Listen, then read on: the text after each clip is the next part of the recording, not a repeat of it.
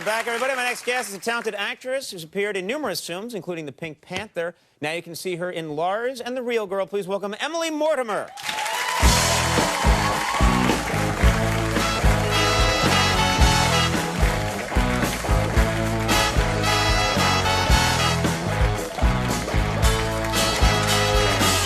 Thanks for being here again. Nice to see you on the show. It's a treat to be here again. Yeah, Thank you for having me. I hope you feel that way. You've just... I never know. There's no sincerity here. This is exciting. You just finished wrapping, is that right, the Pink Panther 2? You worked on the sequel. Yes. Was it fun to do that? Did you enjoy doing that? It was fun, yes. Yeah. There were lots of movie stars in the movie. Yeah. It was populated by movie stars. There was Steve Martin Steve in the movie, Martin, of course. obviously, and Andy Garcia, and Jeremy Irons, and all sorts of people. And as a result, there were all these paparazzi hanging about in Paris. We were shooting a lot of it in Paris. Right.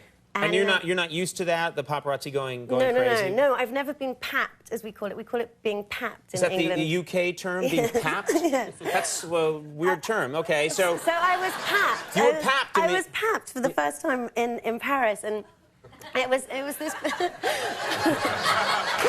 Does that sound disgusting? It sort of does. It sort of sounds like you had a procedure, and... Did they pap you from behind? Yeah.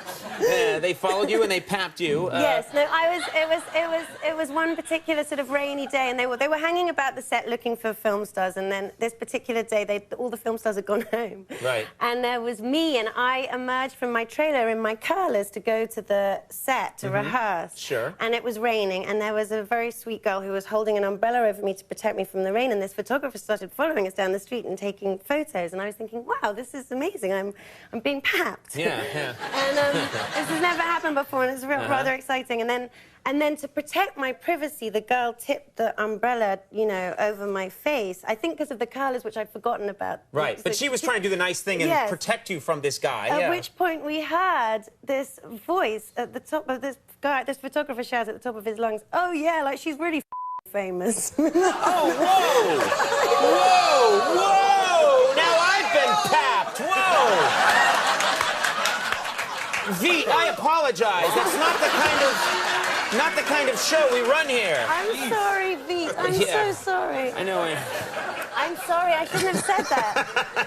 Well, still, profanity aside, it must be, you can't... That was kind of mean. I thought it was mean. It's mean, right. You didn't think you were a big star. You were just trying to protect yourself. It's mean to take your photograph and then accuse you of not being famous enough to have your photograph taken. Yes. They built a weird trap for you. It was confusing to me. And then... That's really papped up. Wait. So then I get on the airplane. I recover from this instant. And then I get on the airplane to come home, and I'm terrified of flying, and the only way I can calm myself down, weirdly, is to buy huge piles of those crappy magazines with lots of pictures of famous people in them.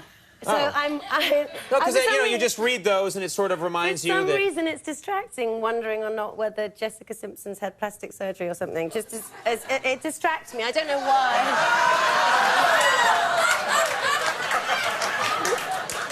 Well, I guess not, is the answer. This is very interesting. She definitely Did you just pull that name out at random? Yes. Are you Jessica Simpson's boyfriend? No. Oh! Have I put my foot in it? This is crazily weird. I'm just going to watch this. Why don't you two talk? I don't know, but what's the Jessica Simpson link? Oh, no, it was a long time ago. Oh, okay. Anyway, I'm sure she hasn't, and she's lovely. But anyway, so I get, it distracts me from whether or not I'm going to plummet to my death, looking at these magazines. Oh, right. Anyway, and so I open one of them, and there I am, and I've never been in one of these things before, and it's me in this blue dress on the red carpet. Right. And I think, again, I get this sort of weird feeling of, wow, here I am, maybe I've arrived or something. You're in this magazine. I'm in this magazine, and then I look for who the other ladies are in the pictures next to me, and it's this weird collection of freakish people who I've never sort of heard of, in very odd outfits. And then I look at the top of the page, and it says in huge letters, fashion disasters. And then I look at my picture again, and there's a caption underneath it. I'm in this blue dress, which I thought was lovely, and underneath it says, "Why did Emily Mortimer choose to leave her house dressed as a Smurf?" Oh, this is terrible. You can't read those things. I don't, you know. I'm not in them. Now, I'm told we have something in common. I just got back about a week ago from Dublin, Ireland, and I had a great time there. Yes. And I got to meet some of the great Irish comedians over there, and it was wonderful. And I'm told that you've spent some time there in Ireland? Yes, I did a movie in Ireland, and yeah, I love being in Ireland. Well, this is what I'm asking, because I just want to know if you had the same experience that I had. When I was over there, everybody's kind of quick and funny, no matter where you go. Yes. You know, just everybody. You know, you talk to anybody in any profession, quick, funny. Did you have that same experience? The gift of the gab is what it's called. Exactly. Yeah, exactly. no, I had an Dublin taxi driver say the nicest thing anyone's ever said to me before. It hasn't been matched, but I arrived in Dublin to get to an audition, in fact, and I was really late. My plane had been delayed. And I got into this cab and I said, "You know, I'm an actress. I've got to get to this audition, and please, can you go as fast as you possibly can?" And he got really into it, you know, and he went really fast, and he kept going the wrong way down one-way streets and things. And I knew I liked him when he was going the wrong way down a one-way street, and someone beat their horn and said, "This is a one-way street," and he leaned out his window and said, "I'm only going the one way." Anyway, and then killed 9 people. Yeah. Anyway, and then he said, "So, you know, what would I have seen you in? What have you been in?" And this was 10 years ago. I was just starting out, and I said, "God, not really anything. Kind of slightly lame television things, and I don't know what." Oh, and then I said, "Oh, actually, I've been in a film. You might have seen. I was in a film with Michael Douglas about lions in Africa, and I got eaten by a lion." And he thought for a few seconds, and he said, "Some lions get all the look." But I told your researcher this, and he said it was disgusting. I thought it was romantic, but I've been told it was disgusting. You thought that was romantic?